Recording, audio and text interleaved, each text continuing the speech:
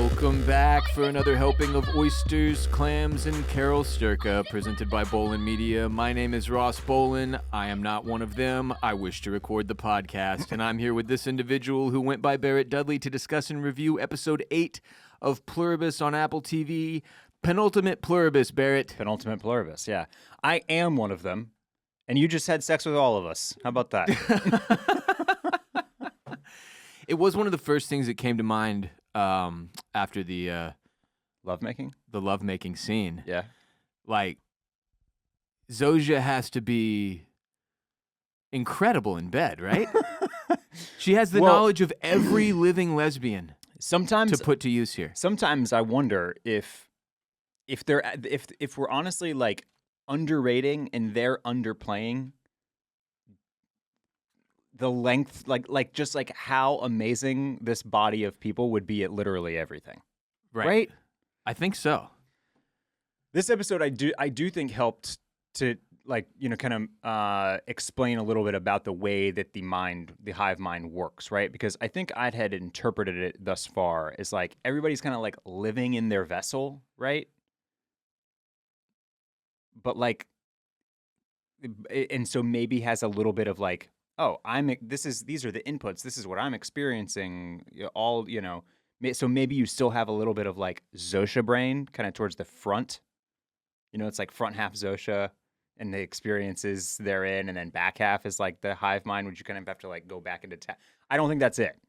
I think it's just just exact same brain on every single person. Everyone is everyone. Everyone is literally everyone. Yeah. But they do get into some of the specifics in this episode, which do help. Which is still weird because I still think my point about like, well, this is what the physical body is receiving and getting and seeing and doing, and like that has to factor in somehow. But yeah, but to take it back to your joke, the way Zosia explains it is like each individual feels their own individual things. Yeah.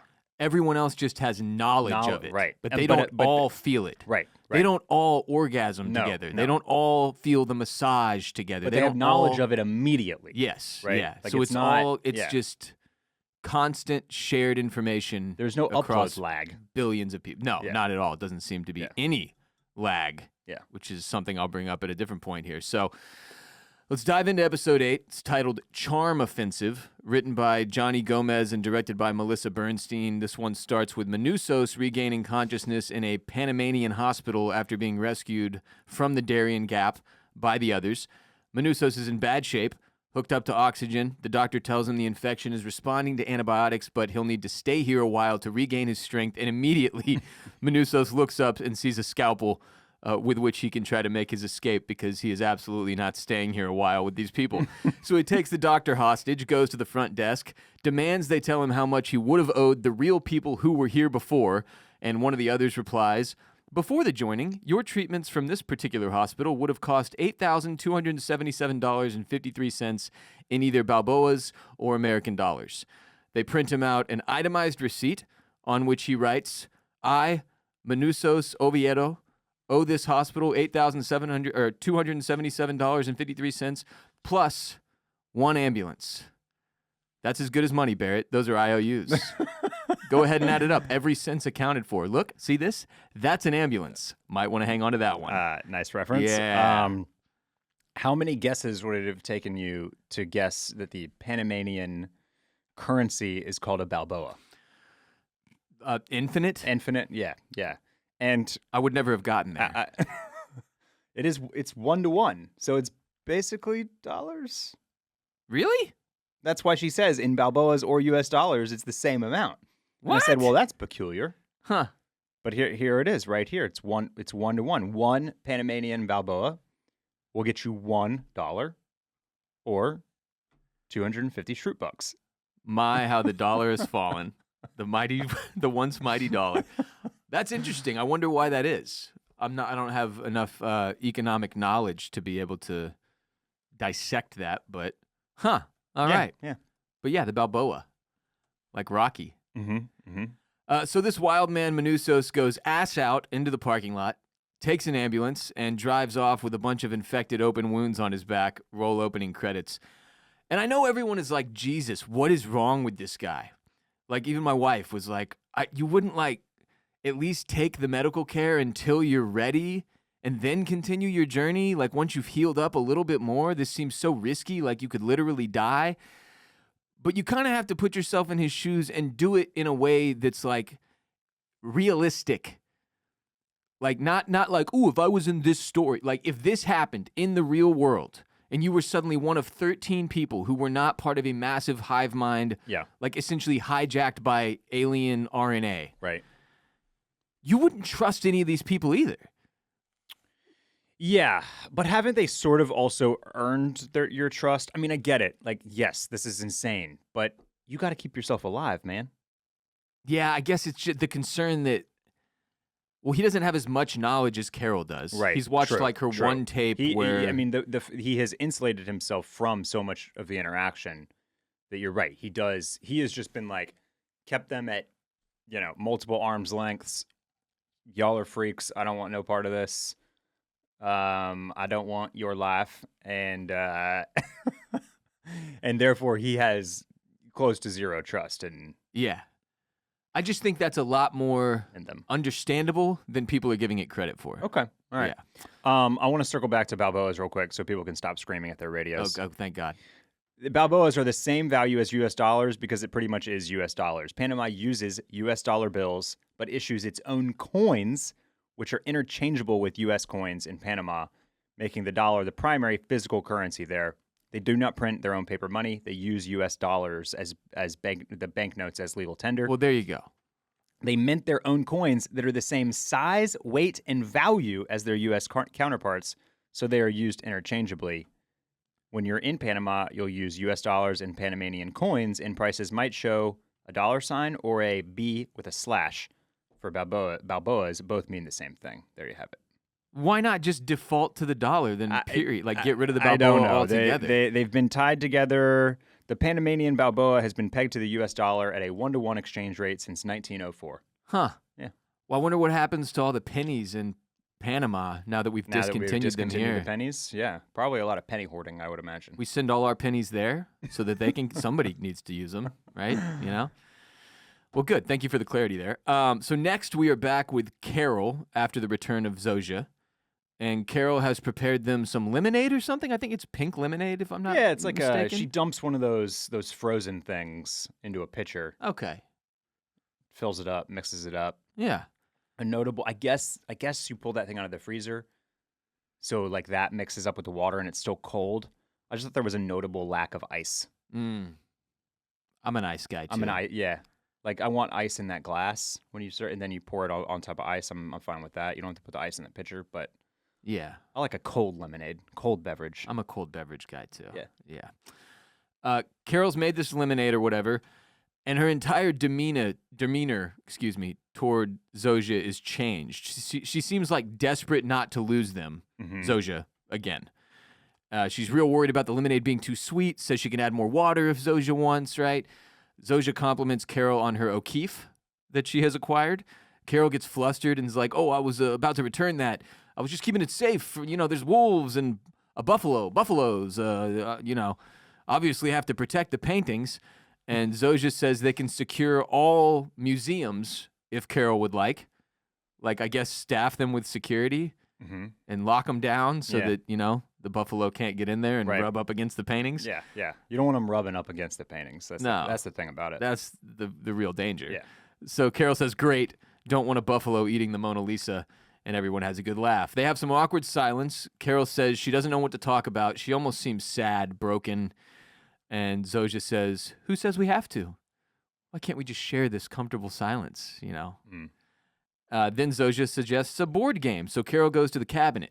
She realizes they can't play any word games against them because they know all the words. She can't play chess against them. They'd Obviously, have grandmasters, computer, the knowledge of every chess master in their heads. Yeah. Also, Zojia reminds her she's missing a white rook. One of several reminders in this episode that the others have a lot of knowledge about Carol through not only Helen, but also Carol's cousins, other people who knew her, any other living relatives, etc. So they end up playing some slap-happy card game. I think it's called Spit. Spit. So they play Spit together, and then they have a fascinating exchange. Carol says, Are you letting me win, or do I just suck at this? And Zojia says, keep playing, and you'll find out. And so this back and forth is the episode in a nutshell to me. Like, we all know the others are trying to distract Carol. That gets outright admitted by Zojia towards the end. They're trying to get her to stop worrying about or working on solving them. And they're trying to manipulate Carol into enjoying herself, writing her book again, distracting herself, maybe falling in love with Zojia, etc.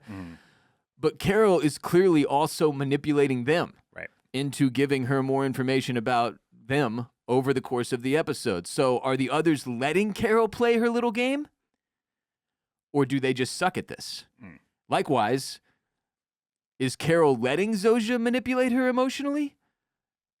Or does she just suck at this? Like, how much awareness does each team have? It's very much, it's a cat and mouse shell game to join two things, right? But like, it's like, who can hide the ball the best while on this charm offensive, coming from both sides, I would say. Right.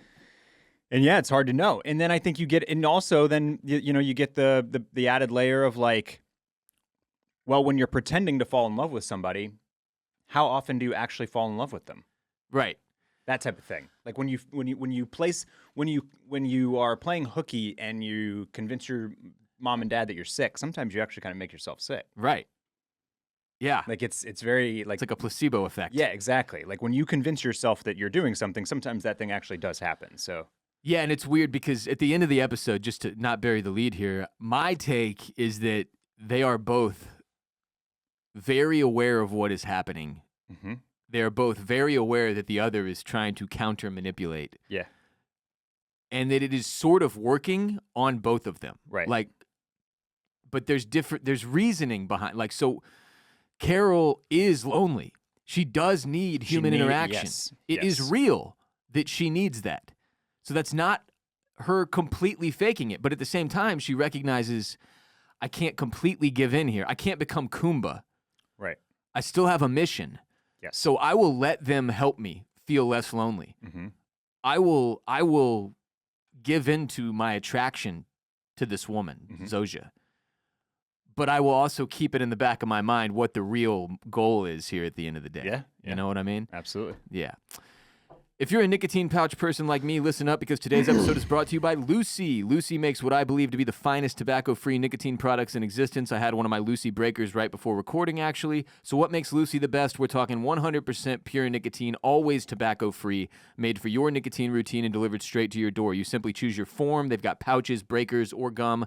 Then choose your strength, anywhere from 2 to 12 milligrams. Then choose your flavor, mint, apple ice, espresso, mango, etc. Then save yourself from the weekly gas station stop by signing up for a monthly subscription. There's no commitment. You can cancel anytime. And boom, get that Lucy delivered straight to your door like it came from one of the others. I'm a breaker boy. I love the breakers. Mango breakers, to be exact, are my Lucy of choice. Lucy has the perfect balance of nicotine and flavor. And in their breakers pouches, there's a little ball you can bust for an additional flavor burst, which is awesome. Lucy is superior to any other pouches I've had, and I have tried them all. A lot of the other people's nicotine pouches make your mouth feel all dried out, give you that cotton mouth. Lucy is juicy, not going to leave your mouth dry, which is huge if you're a pouch user. You know how annoying that can be. Let's level up your nicotine routine with Lucy. Go to lucy.co/OCC and use promo code OCC to get 20% off your first order. Lucy has a 30-day refund policy if you change your mind. Again, that's lucy.co, lucy.co/OCC, code OCC to get 20% off. And here comes the fine print. Lucy products are only for adults of legal age, and every order is age-verified. Warning, this product contains nicotine. Nicotine is an addictive chemical. See details in the description of this episode. So, while playing Spit, Zojia asks if Carol would like her cousin Henry to come visit because she hasn't seen him since Christmas of 2005. That's 20 years. That's a long time, yeah. 20 years without seeing old cousin Henry. Carol asks if it would be exactly like talking to Zojia. Zojia nods like, yeah. Yes. So Carol says, no, he didn't want to see me these past 41 days. Why bother now? So 41 days in, right here. That's giving us our count up without giving us our count up. Right. That's an important note. 41 days. Remember it. This goes back to what you were saying earlier, that it doesn't seem like we've been asking through the first 7 episodes, can they access, like when cousin Henry comes over, can he Can play he just Cousin be Cousin Henry? Henry? Yeah. And the answer is sort of no. Right. He can access the knowledge of Cousin Henry That's and right. his experiences, but he can't really put them forth into play. Yeah. Like he can't embody Cousin Henry Yeah. fully. Yeah. And yeah, I'll add more to that. Remember when we see Manusos's mother and she's all nice and stuff? Yeah. She's Manusos's mother's physical body with the knowledge of Manusos's mother, but is now a completely different person. Right. She's not the same old hag that she once was, right? Like, yeah, and I mean, if you go back in your memory to every single time we have interacted with one of the others, John Cena included, they all have the same pleasant disposition, cheery, yes, the same sort of delivery, the same lack of individual mannerisms and Right. stuff. It's very much this like hive personality that they all display. Yeah. So later they take in the view from Carol's cul-de-sac. Carol asks if everyone is back now, meaning has everyone that was in Albuquerque returned. Zoggia says mostly another hour or two should do it. And we can see, as they're having this conversation in the background, if you didn't notice, a plane goes by. And then, 5 seconds later, another plane goes by. Oh, I missed this. 5 seconds later, another plane goes. They're flying them back in. They're flying all of them back in, one by one, and or plane by plane into Albuquerque. Carol asks if they can come power wash the comeback that she painted into the cul-de-sac. Zoggia says yes, and Zoggia's about to leave when Carol says she never thought to ask where Zoggia lives or where they live. Right?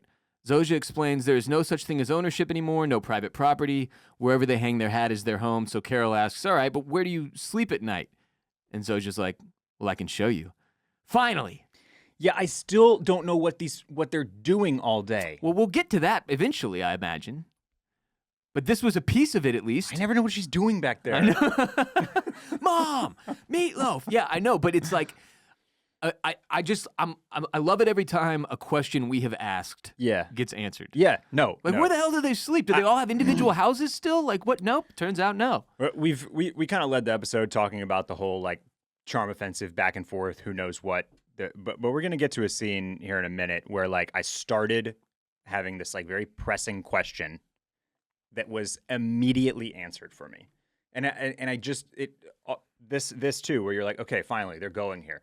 This show is just in really good hands. This team is not going to like let things slip through the cracks. They're not going to make the mistakes of like a season 3 Westworld, for example. Is just sorry to take a drive by at Westworld, but or even season 2, where you're just like, okay, what the hell is happening? Like you missed this, you missed this, you missed this, you didn't explain that. Like they're just kind of like, like this is just a trustworthy, sound team here that is going to answer like the questions that you have basically either very quickly or in due time when it makes sense, but they're not going to just like leave. I don't think they're not just going to leave stuff that doesn't make sense on the table. I completely agree. And it seems like they're doing a fantastic job as a writer's room of looking at this story that's being told through the lens of the viewer, through us, the consumer. Mm-hmm.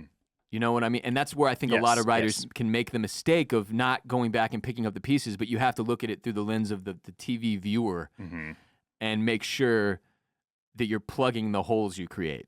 And so I think so far, I completely agree. It seems like the show's in very good hands and that they're not just going to leave anything completely unexplained or untouched. If they introduce something, they're going to make sure it has all the details necessary to have it make sense long term. Yeah. So we go and see the Rio Rancho Event Center, where Zoggia is currently hanging her hat. And it's more efficient to heat and cool one big room than hundreds of small ones, they say. I did wonder about that. Like, I was trying to count how many people were in here. You know, I want to say it's like it doesn't seem like nearly enough. A couple hundred, maybe max 200 sleeping bags and people. Yeah, but they're not efficient about it because they're not filling the entire space. No, they're not. Yeah. Also, HVAC for an event center like this would be quite costly. Yes. There is a ton of unused open air upward towards the very, very, very high ceiling. Yeah. And so I was a little curious about that immediately after us saying these writers don't leave any detail out. I was just like, okay, but why wouldn't they have like every seat filled? All necessary or all unused space Yeah. filled and you know what I mean? Like they could have fit so many more people here. Yeah. I'm assuming Albuquerque has, 1 million citizens or whatever. I'll look up well, I guess it's only 560,000. It was still. but yeah, no, I did that. The idea that there weren't enough people in this place definitely crossed my mind. Now, this is just one event center, right? I don't know if the Rio Rancho thing, I don't know like if that's like the only event space that they have. I Almost certainly not. I'm sure there are others. Yeah, no, I imagined this as one of very many different sleeping facilities in Albuquerque. Yeah. I'm also thinking through this as we talk, like they probably sleep in shifts. So this is not everyone's bedtime.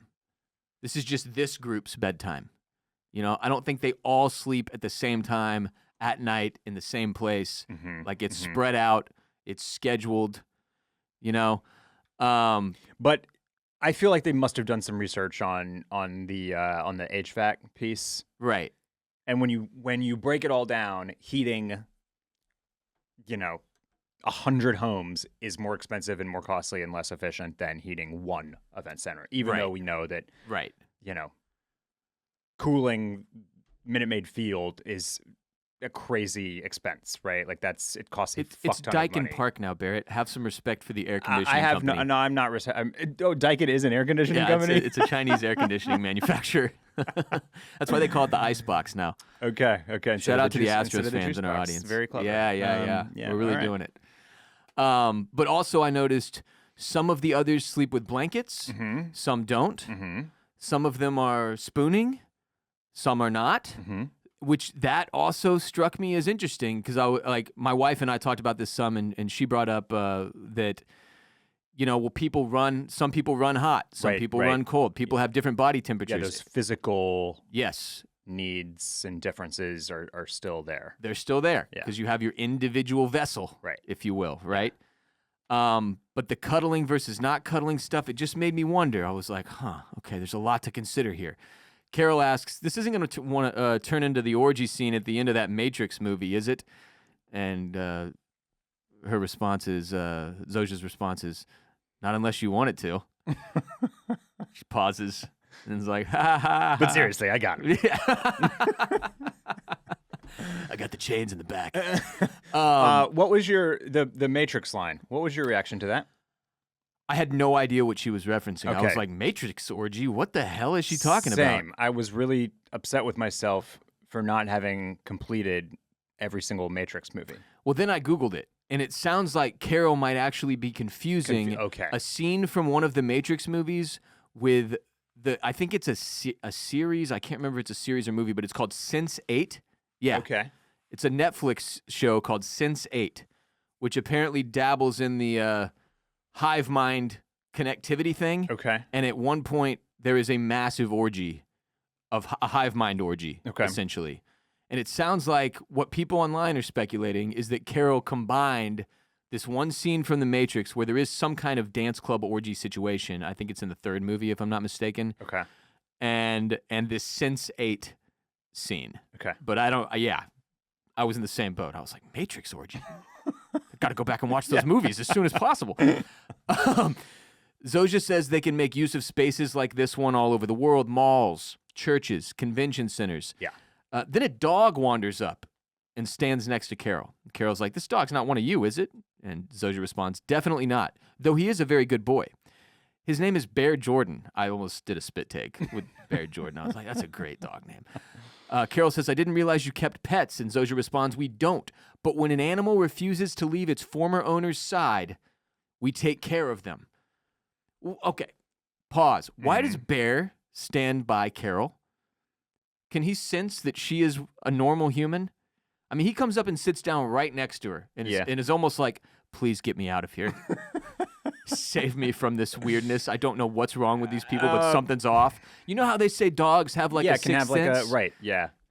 It's definitely possible. I didn't read too much into it, especially because Zocha's like, yeah, see, he likes that dude Carl over there. Yeah, this is Carl's dog.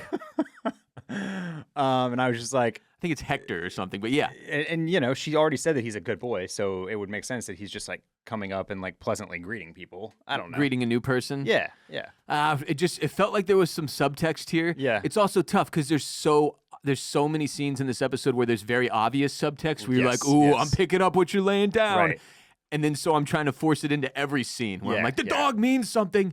Is Carol their pet? You wish they had done like a cut to the dog, and the dog would have done one of those Sideways, little sideways cute dog. head tilts. Yeah. The dog emote. I love that. But it did feel like that when an animal refuses to leave its former owner's side, we take care of them line was somehow applicable to Carol. Yeah. Yes. Sure. And I definitely think that line had some subtext. Some subtext. Yeah. So Zosha invites Carol to spend the night with them. Carol's like, thanks, but no thanks. And then Carol ends up staying anyway. She wakes up in the night with her arm around Zosha. She was smiling in her sleep, by the way, which was just kind of a sad note. Like, because you know how it is. Even if you have a dog shit day or you're going through something, you might go to sleep that night and have like a very pleasant dream. And that's like the only time you're truly happy that day. That's kind of what it felt like with Carol. It's like, what was Carol dreaming about there, you know? Was she dreaming about Helen? Or was she dreaming about Zosha? You know? Yeah. So we zoom out as Carol's waking up here with her arm on Zosha to see, like, again, some of them sleeping with blankets, some without. Many of them are spooning with each other. Any other thoughts on the Rio Rancho Event Center before we move forward here? It felt very important that we're finally getting more insight into, like, this setup. And I do think eventually we will get to your big question, which is, what the hell are they all doing all day? Yeah. Like all of them. What are they all of them doing? Yeah, I realize that there are some essential services. Somebody has to grind their bones into money and do the and make the people milk. But yeah, people like, drinking people. There's still a lot of people that seemingly just have nothing to do. Yeah. What are they doing? Yeah, and I'll have another note on this later as well. No further comment here. Okay, so the next morning, Zosha drives Carol home. Zosha says, "We had a wonderful time with you. We're very happy to be back." And they're being real careful with the way Zosha talks. It's we. It's always we. It's we. Us. There are so many we's in the first half. Really of this hammering episode. it They're in, hammering man. that home. Really yes. hammering it in. Yeah. They're also doing the thing where you more typically at the end of an evening, but I guess if one thing leads to another and you're dropping a date off in the morning, this is date speak. Yeah. You want to come in? You get a cup of coffee? Had a really nice time. Breakfast. I could make something. Do we kiss? I had a nice time too. Yeah.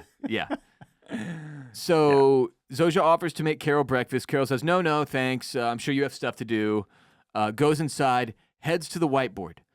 And she flips from the Waikaro notes to her hive-minded whiteboard and adds a new note, number 6. They eat people. Yeah. They period, eat period, people period, underlining people. Yeah. So it's like she was reminding herself, like, Yes. all right, that was great. It was good to get some human interaction, even if it's not actually human. Yes. But stay focused, Carol. So now we've got 6 notes. 1, eager to please, would give me an A-bomb. 2, can't kill, not a fly. 3, can't play faves, like all jerks, same. 4, trying to change me.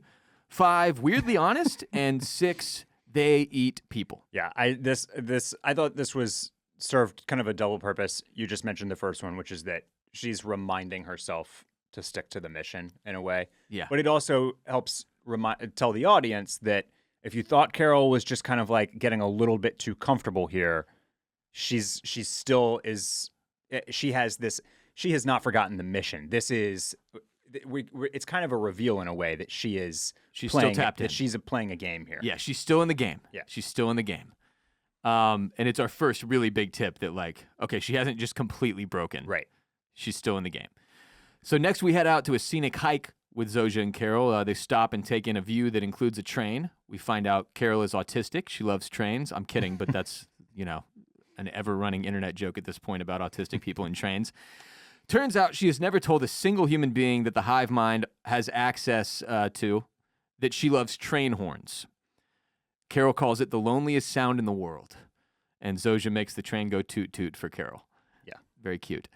Carol asks how Zosha does that, communicates with the others. Very important scene here. Zoja says it has something to do with the body's electromagnetic field, their natural electric charge, so to speak, sort of like radio. But radio transmission is like talking. This communication that the others have is unconscious, like breathing. Like we said earlier, it's like simultaneous knowledge sharing. Right. Yes. Without buffering They do and not without have to lag. think about it. Yep. Right. Because, for instance, when she makes the horn go toot toot here, all it takes is like 1 second of her looking over. Yeah, and later in the episode, and not even a directive to make the train horn toot. right. Right. It's more of just like a natural like. She just like evokes the train horn, if that makes sense. It's kind of hard to articulate, but it's not like Zosha was like, "Oh, I should make the train sound for Carol." It's like she internalizes that Carol likes hearing a train horn. Everybody simultaneously knows that, and somebody blows the train horn. Do you know what I mean? Yeah, the guy with his hand on the train horn might as well be the one having this conversation with Carol. Right. Right. Like, that's how instantaneous it is, right? Yeah. Later in the episode, when they're looking through the telescope, and Zosha's like, "Oh, the city is doing a lot of light pollution. Let me see if I can do something about that." It's 2 seconds later Instant, that the entire city's lights shut down. Right. Which also took me back to your big question, what is everyone doing all the time? Because I was like, Somebody's just standing there by the switch. just waiting at every, like, yeah, dude, but not even just one person. It's probably several people spread across the city at different electrical outposts or whatever. I was like, what in the hell? So anyway, back to the electromagnetic field, their natural charge that they use to it's sort of like radio, she says, right? Gee, I wonder if that radio frequency Manussos found will come into play, Barrett. That's gotta be it. That has to be the frequency he found that they tap into to do this. That's what they're kind of putting out. Yeah. Their energy. Yeah. There is creating that. Yeah. Wow. Me dumb, me stupid. So I didn't think about that. I think one. that's going to be pretty important. Okay. Carol asks why they still use trains. Zosha pauses, like, God damn it, we were really hoping you wouldn't ask that. And she's like, food distribution. The bodies. They got to put the bodies on the trains. Take them to the, different factories where they grind it into people juice. So next, our odd couple goes and gets massage. You want the massage? Carol learns that individuals in the hive mind individuals feel, but they all know. So the knowledge is all shared. The feelings are not, because that would be too overwhelming to feel everything all at once all the time, right? Then Zosha takes Carol to a telescope to see where the signal came from.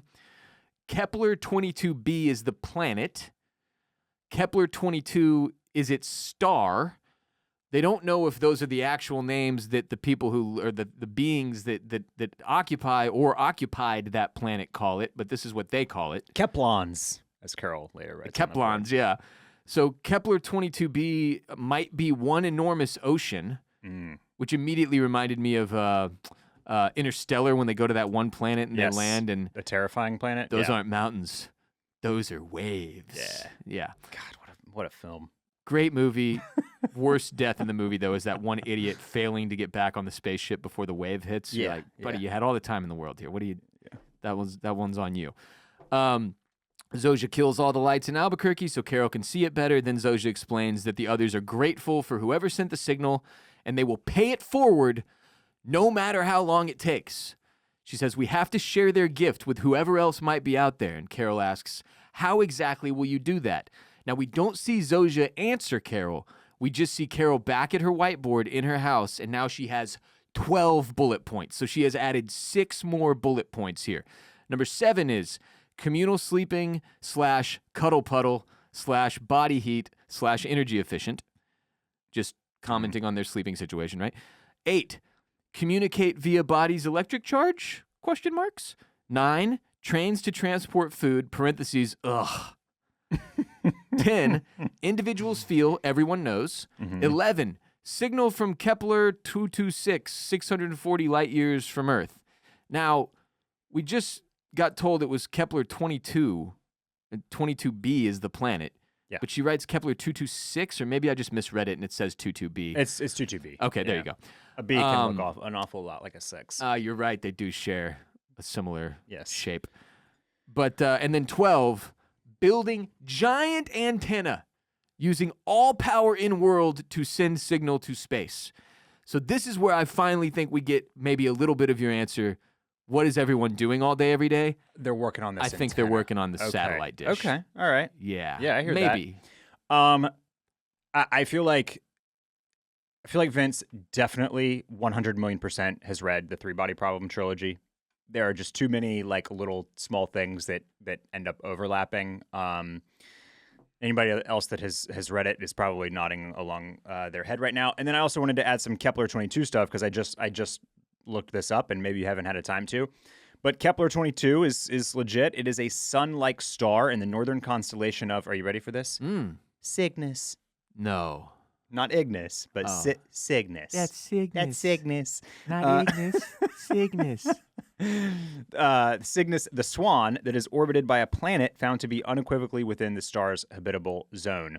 Kepler-22b is a super-Earth exoplanet that orbits a G-type star.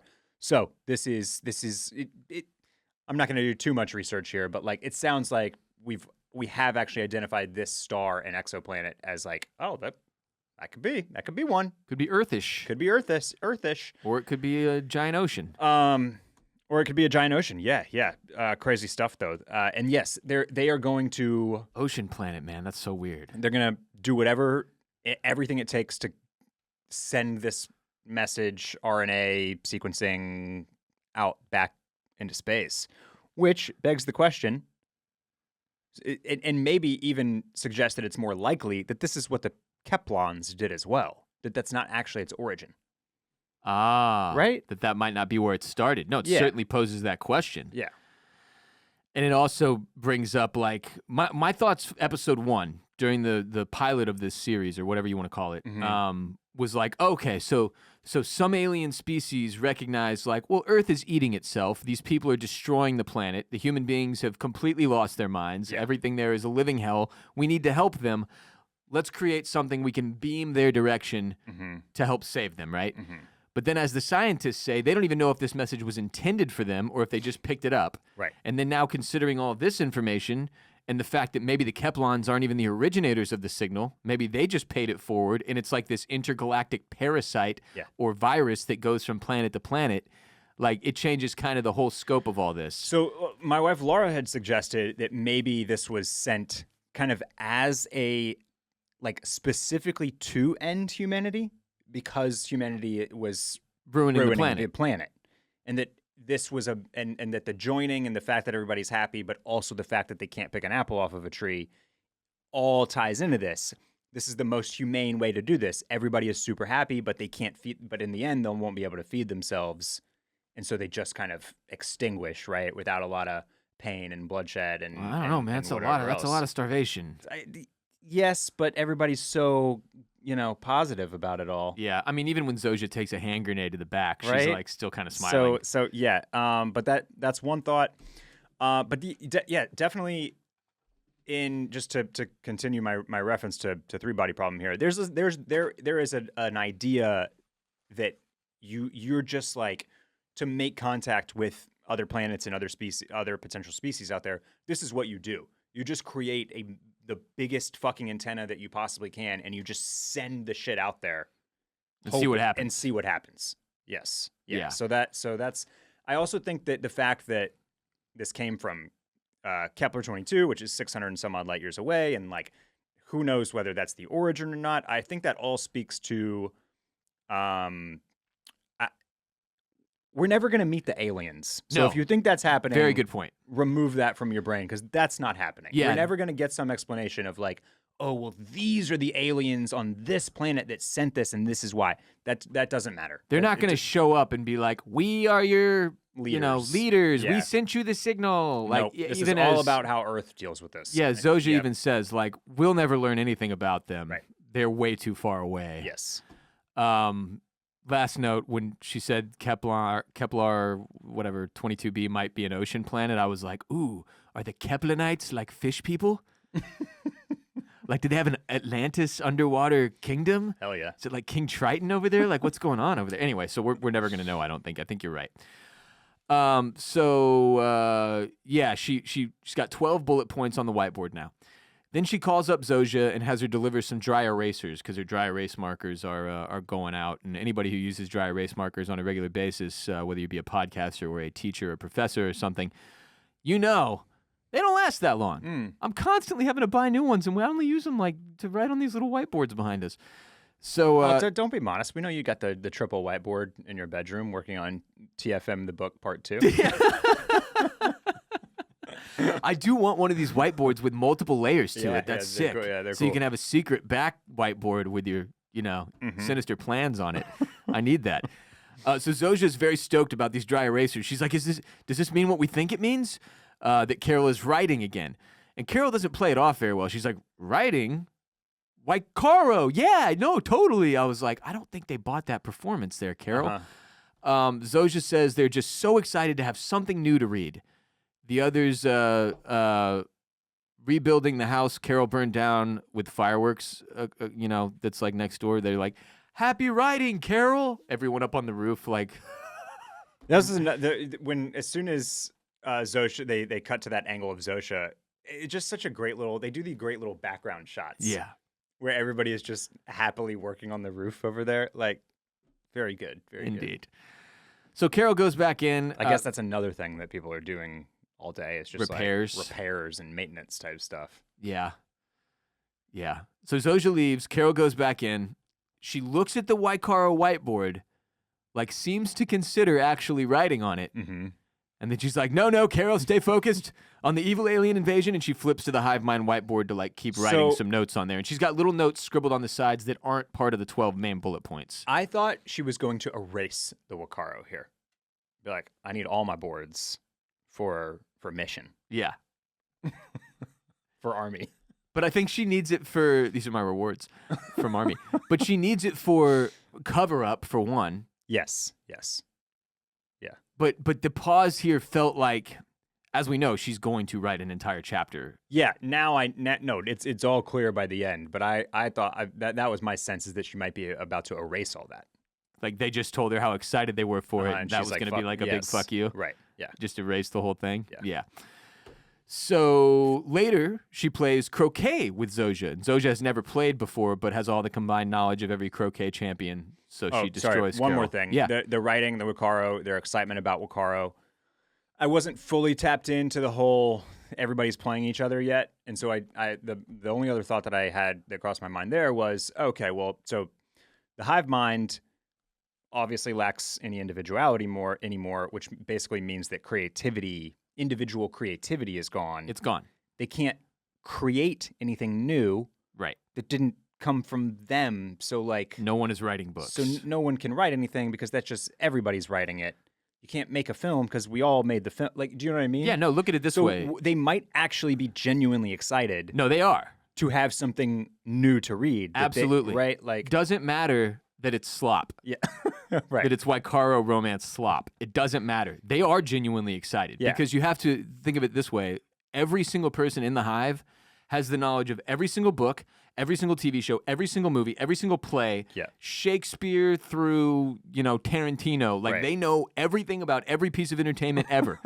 So they're just begging for new information. Which is also the reason when Carol is like, I love train horns, Zosha is genuinely so pumped. Right.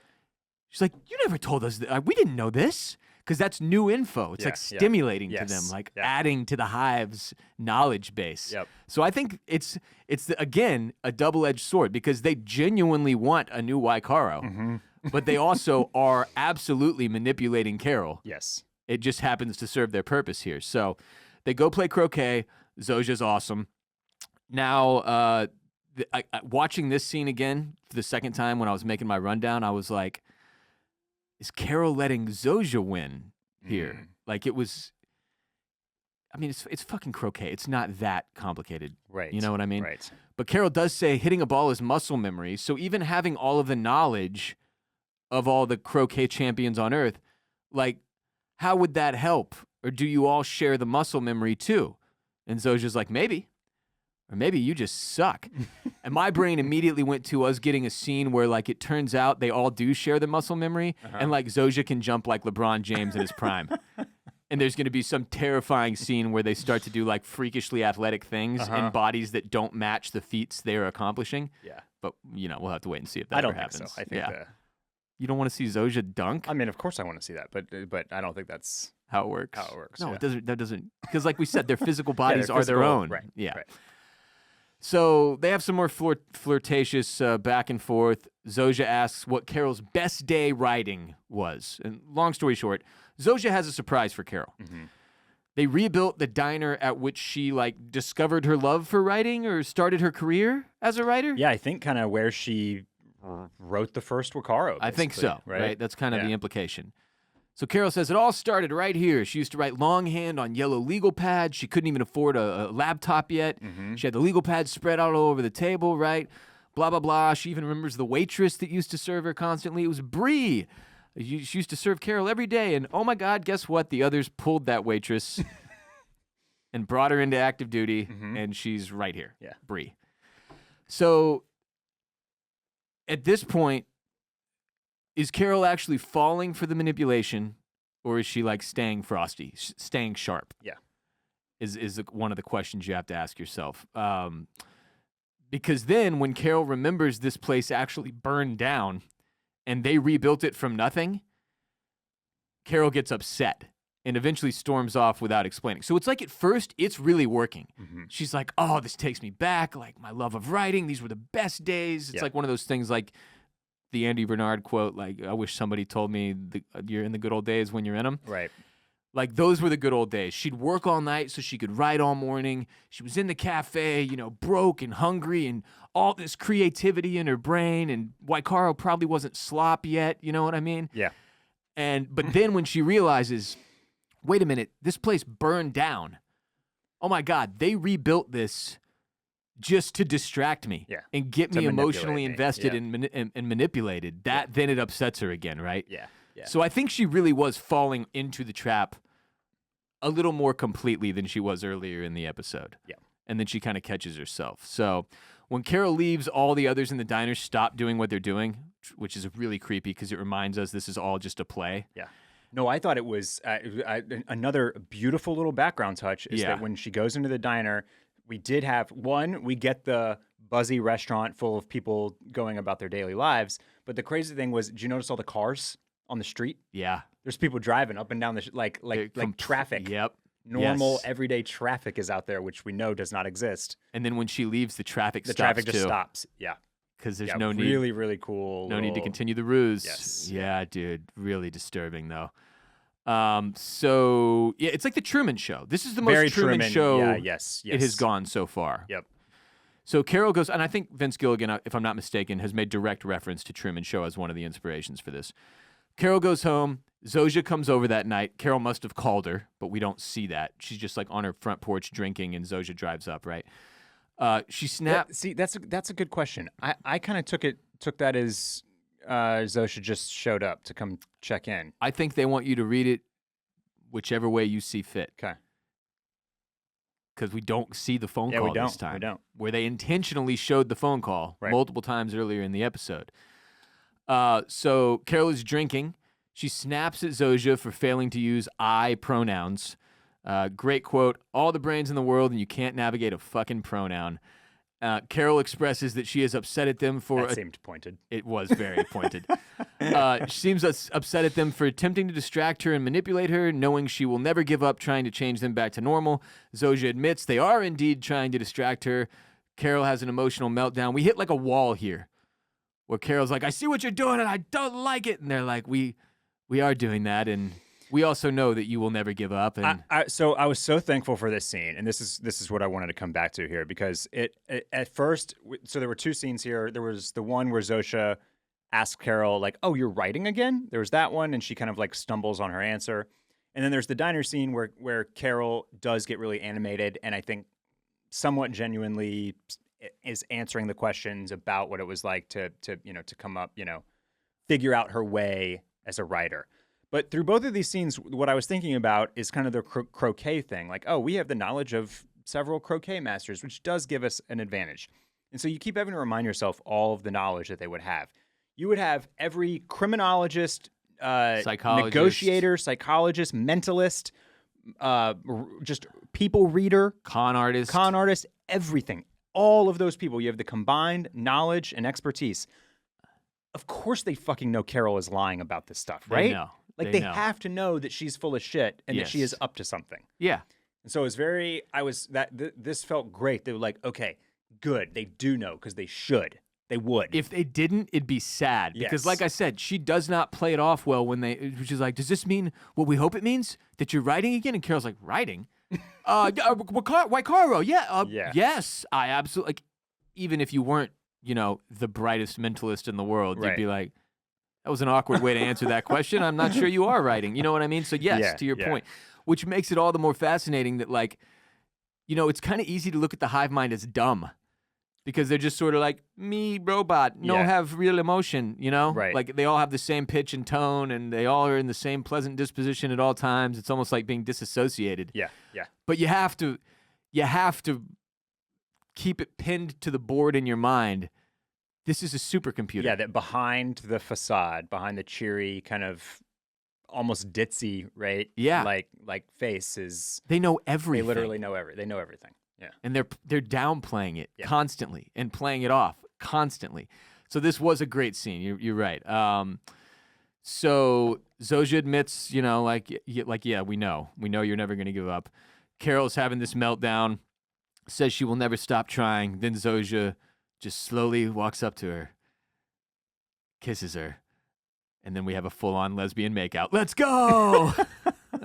So they hook up. I mean, many fans have been shipping Zoja and Carol for many episodes Yeah, now, how could you not? which is just entertaining to me because it's like, okay, good, we're all still having fun here, but I do just want to remind everybody, like, Zoja's evil. Like, it's Well, there's on one layer of this show you're rooting for that, like, oh yeah, okay, yeah. Yeah. But actually this could be very bad. yeah. It's hard to know based on the way this one ends, but they do hook up. Zoja spends the night. I also like how they give you several shots in this episode where you can see the scarring from the Zoja's grenade back, shrapnel yeah. Yep. on Zoja's back. Carol does not sleep. She writes the entire first chapter of the next Waikaro while Zoja sleeps. She's found her muse. Mm. She has her creative energy back again now that she's getting laid. That's right. Again, you have to imagine Zoja's incredible in bed. So Carol gives Zoja chapter 1 to read. Uh-huh. Zoja loves it and has all these questions. And again, they seem like genuine questions. Like, Yes. and she's pulling knowledge from the other 5 Waikaro books or whatever, 4 Waikaro books, I think it is, and bringing up the different ways because Carol has changed Raban, proud, haughty Raban, Uh-huh.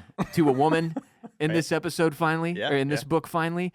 And what is Zoja says, like, are you going to retcon it? Yeah.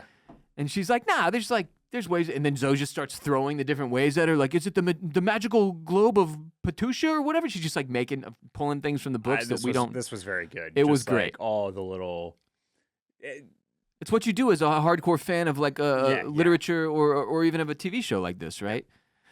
So again, it's double layered because like it is a manipulation, but also this actually is really exciting for them I to think- get yes, this new yes. story.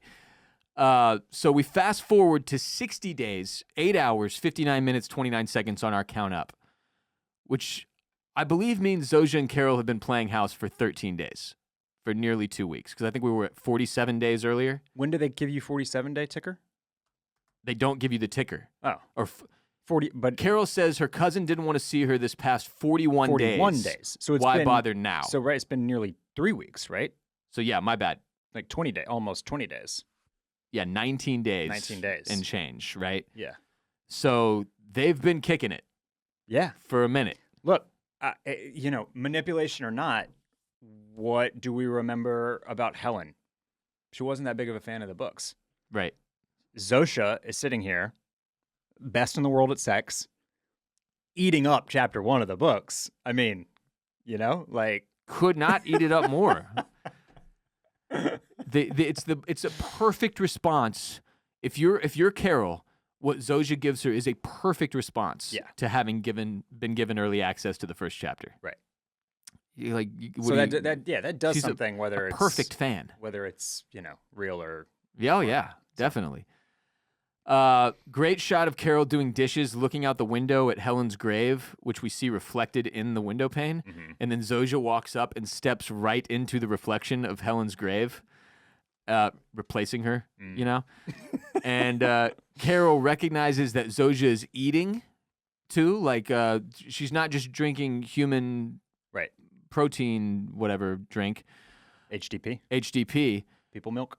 It's she's like going all in. She's going method here. Right.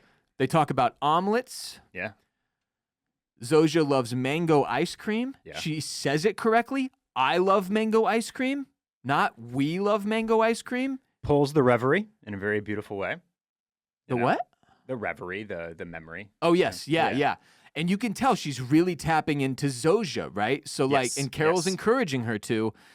And it seems like Carol trying to get Zosia to tap into her individuality works to a certain extent. And because Zosia's talking about where she's from, the ice cream bars, the ice cream man, the different flavors he would bring, when he brought mango for the first time. All that to say, like, this is just my read. I don't know that this is actually the case, but clearly the others' manipulation tactics are working on Carol, right? To a certain extent, they are working. Okay? I think Carol's manipulations, to a certain extent, are also working. I'm not saying I think she can bring Zosia all the way back by having an individual relationship with her and asking her to tap into Zosia's individual memories. Yeah. But I am saying I do think it affects the hive somehow. Yeah. Because Zosia, like, there's acting and faking it, and then there's, like, how genuinely excited Zosia seems here. And it's so tough to judge because, to take it back to the knowledge that the hive mind has, they would also have the knowledge of every great living actor and performer. Yeah. So maybe you wouldn't be able to tell that Zosia is completely full of shit here. It's a good question. But she does seem... She seems genuinely and it is acting touched by accessing this memory. Like it affects her. Yeah. Like it's impactful. Like it's important. Yeah. And it would not be important to her or impactful unless she had some degree of individuality. So it's very curious, but we don't get to see how far this goes because all of a sudden Zosia freezes up. She's getting a download. And then she tells Carol, you're going to have a visitor. Similar to the way it unfolded with Kumba in Vegas, right? So we flash to Manusos dumping hydrogen peroxide onto his back, wrapping himself in bandaging, gets back in his ambulance, drives off. He's 31 kilometers from the United States border. So I kind of predicted this, that the finale would likely be Manusos and Carol finally meeting. Yep, indeed. Now, one of the obvious questions here is like, what's Manusos going to think when he has made this treacherous journey, almost died, refused all help from the others, did not take a plane, train, or automobile, drove himself, right? Almost fucking died doing the gap. Yeah. They obviously do some degree of medical treatment on him, sort of without his signing off on it. He comes all the way to Albuquerque, drives up to Carol Sturka's house because he's got her address, and Carol's out front planting flowers with Zosia, with one of the others, Yeah. We do this big time jump to get to 60 days, right? What do we say, 19 days later or whatever. It's so we don't know how Carol was impacted during that 19 days. How did the cat and mouse game of manipulation, counter manipulation between these two teams, the others and the normies represented by Carol here, like how did it continue? And I think we're supposed to take that shot of Carol looking out at Helen's grave as some hope that Carol has maintained, that she still has is doing mission, that she's still got that whiteboard,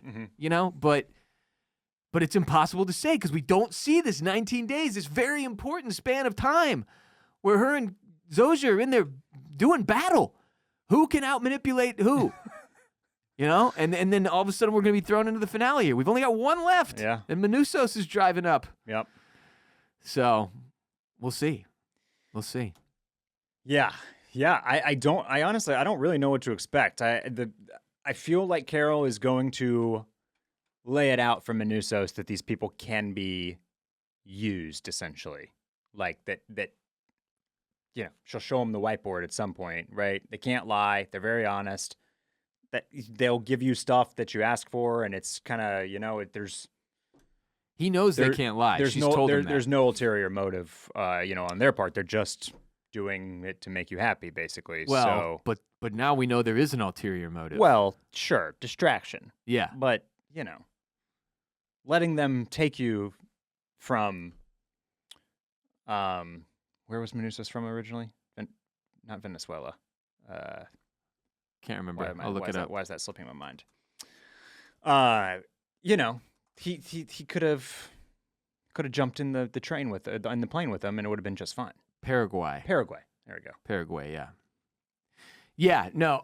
It's just going to be interesting. That you don't have to just say no to you can interact with them, and that's okay, bud. Yeah, but whether or not he'll accept that. True, right. He's, We're going to have to see. Did Carol fall off the wagon here? Has she completely bought into the Zoja manipulation, and then Manousos' arrival snaps her back out of it? Something like that? Yeah. Again, we're going to have to wait and see. Because they give us that 19-day time jump, it's impossible for us to know what has occurred over the course of more than 2 weeks of back and forth between these two. Me, I think have they just been scissoring nonstop? I think I just lean in. I think I just go with the hive mind if I was Carol. Just switch teams completely? Yeah. This seems nice. As long as you're saying if they don't flip her, like she gets to maintain her individuality, and just play house. Yeah. Do the Kumba. Right. At this point you'd break and do the Kumba. I'd just do that. Yeah. Yeah. Well, frankly, I think once I met Manousos, I'd be more inclined to do the Kumba. Like, oh, okay, we've got you. Dude, you are a total psycho. You handle this. You've got this. Yeah. I'm going to try to take it easy. This has been real stressful, and I'm lonely as hell. And my God, the scissoring. It's just too good to turn down. So, yeah, I thought this was great, man. I really thought this episode did a lot. In like, what was 45 minutes or something like that? Was it short? 47 minutes. Yeah. It was a little shorter. The show, the pacing is starting to feel more like it makes sense, like it fits. I think you're getting used to it. At the very least, you should be getting used to the pacing by now. Yeah. And I'm really loving it. This was another one that I was like, God damn, that's good TV. That was really good. It might not be for everybody, but it's definitely for me. And I'm excited to see where it goes. I'm excited to see what they'll throw at us in the season finale, which is now airing, according to Apple, on Christmas Eve, which means, therefore, it is airing the day before Christmas Eve, on Christmas Eve. Ah, yes. At 9 p.m. Eastern Time. Okay. That's when it will be available on your Apple TV. So I believe, what is that, Tuesday? Have we figured out why they do this? No, but I'm pretty sure the explanation is that the first time zone the show becomes available in, which is technically on Christmas Eve, they will pump it out to everyone. Okay, so that's kind of what we had guessed. Yeah. Right? Yeah. Okay. I'm pretty sure that's the case here. All right. So yeah, it'll be available Tuesday, 9 p.m. Eastern Time, 8 p.m. Central. And we are going to try and cover it with a podcast that we record on Christmas Eve.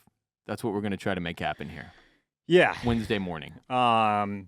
They're really screwing us here, to be honest with you. The podcast must go on. Yeah, and they just don't care about us. No. Clearly, unfortunately. Plus, Can we get some screeners, guys? Plus, we're just committed to the fans and the listeners, and we're grind boys. We couldn't be more committed, Barrett. We couldn't be more committed. So Barrett and I will be back, hopefully, by Wednesday afternoon. Y'all will have access to our season finale podcast, but because it is the week of Christmas, it's a little bit chaotic. Our producer, Cade, is out of town, so we've had veteran producer Dan Regester step up and do our show for us today. Video of today's show was produced by Dan.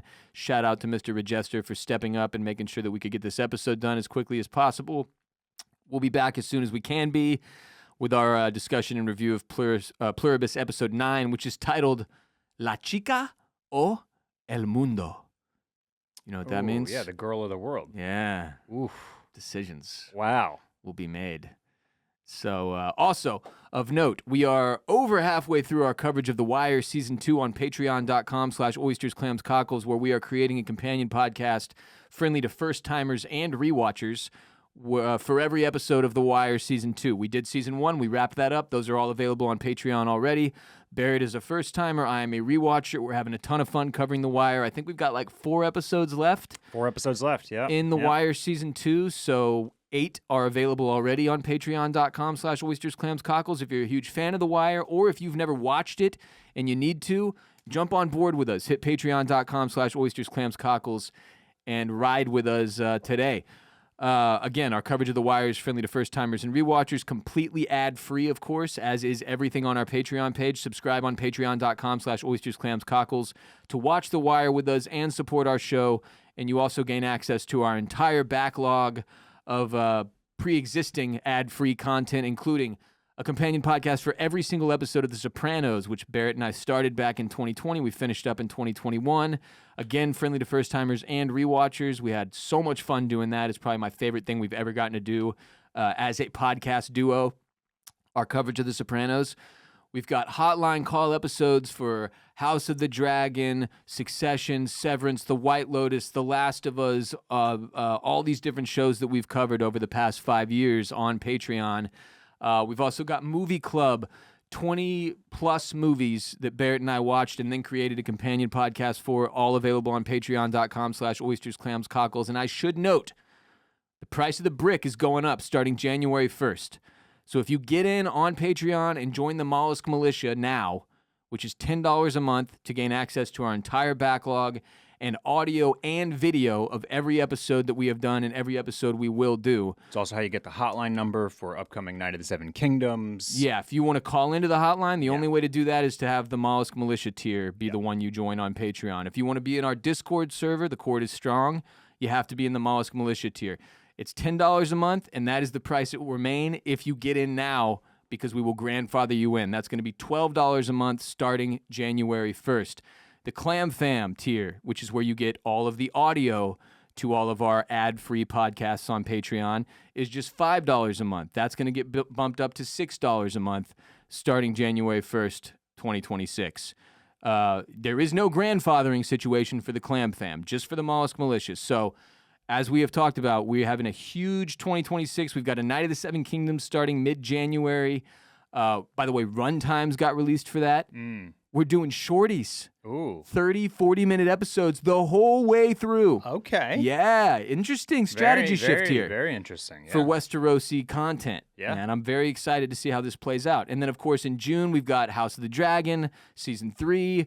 We will be doing hotline calls on Patreon for both of those, further dissecting and discussing every single episode with an ad-free Patreon-exclusive episode of our own. If you want to gain access to those, if you want to watch those, listen to those, get the hotline number, get the Discord server, you got to be in the Mollusk Militia on patreon.com/oysters, clams, cockles. Get in there now to make sure you can lock in that lower rate before we bump those prices up a little bit. Because hashtag grandfather. Hashtag grandfather. We have never changed our prices. We're trying to keep up with the rest of the dog shit economy and inflation here. we got to make sure we can continue doing the show. So a little bitty price bump there for everybody on Patreon starting January 1st. Get in there now and try to grandfather it in on the Mollusk Militia tier. Support our sponsors. We had one today. See the details and the links in the description of this episode. Follow us on social media at Barrett Dudley on Instagram and Twitter, at WR Bolin on Instagram and Twitter for me. Search Oysters, Clams, and Cockles on TikTok, Instagram, Twitter, Threads, Facebook. We're on all of them. Follow us everywhere. That's it. That's all I got. I guess we'll see you later this week. Yeah. Yeah. Everybody enjoy your holidays. Yeah. Until next time, remember, we would move heaven and earth to make you happy.